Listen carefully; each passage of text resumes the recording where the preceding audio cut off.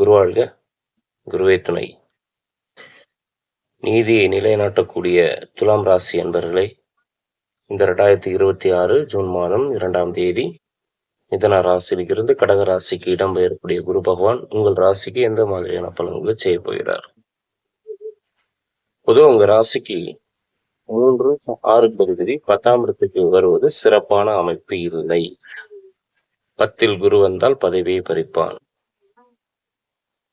அப்ப இந்த சுய தொழில் செய்யக்கூடிய நபர்களுக்கு நெருக்கடியை சந்திக்கக்கூடிய வருடமாக அது சொல்லலாம். நெருக்கடி, போட்டி, புது புது போட்டியாளர்கள்லாம் வருவாங்க. காம்படிஷன். தொழில ரொம்ப கவனமா கையாளணும். நீங்க தொழிலை பொறுத்த வரைக்கும் தொழில போட்டிகள், தொழில் மூலியமா வழக்கு, தொழில் மூலியமா கடன், புது புது கடனை உருவாக்கிறோம். இதுல ரொம்ப கவனமா இல்லாவிட்டா பிரச்சனைகளை வலுவா சந்திக்கிற நிலையை.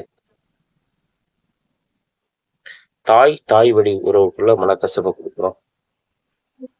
குழந்தைகள் வழியிலையும் மனக்கசப்பை கொடுக்கறதுக்கு வாய்ப்பு இருக்கு. இந்த குரு பயிற்சி குழந்தை இல்லாத தம்பதிகளுக்கு முறையான வைத்தியம் மேற்கொண்டால் உறுதியாக குழந்தை பாக்கியம் கிடைக்கும். அப்ப 3ஆம் அதிபதி 10ஆம் இடத்துக்கு போகலாம்.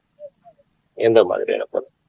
3ஆம் அதிபதி 10ஆம் இடத்துக்கு போறாங்க, போகலாம். முயற்சி ஸ்தான அதிபதி 10ஆம் இடத்துக்கு வருவது சிறப்பு. உபஜய ஸ்தானம் தானே 10ஆம் இடம். இருந்தாலும் அவர் சனியை பார்ப்பார்.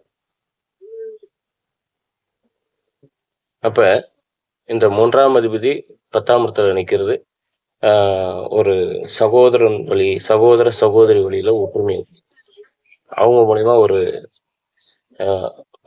அவங்க மூலியமா ஒரு நன்மைகளை நிச்சயமா சந்திப்பீங்க இந்த ஒரு குரு பயிற்சியில.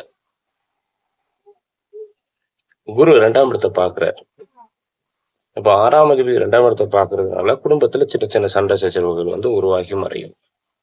அதுல கவனம் வேணும். இதுல உங்க ராசிக்கு இப்ப செவ்வாய் 7ஆம் இடத்துக்கு நிற்கிறாரு. அவரும் அந்த கோச்சார குரு பார்க்கக்கூடிய நிலையை கொடுத்துருவாரு. அப்ப கணவன் மனைவிக்குள்ள கொஞ்சம் ஒற்றுமை குறைய வாய்ப்பு இருக்கு. அது பெரிய லெவல்ல பாதிப்பு கொடுக்காது. இருந்தாலும் இந்த குரு பயிற்சி உங்களுக்கு ஒரு மத்திய பலனை செய்யும். ஆக இந்த குரு பயிற்சி ஒரு 45% நல்ல பலனை செய்யும் சொல்லலாம். நன்றி.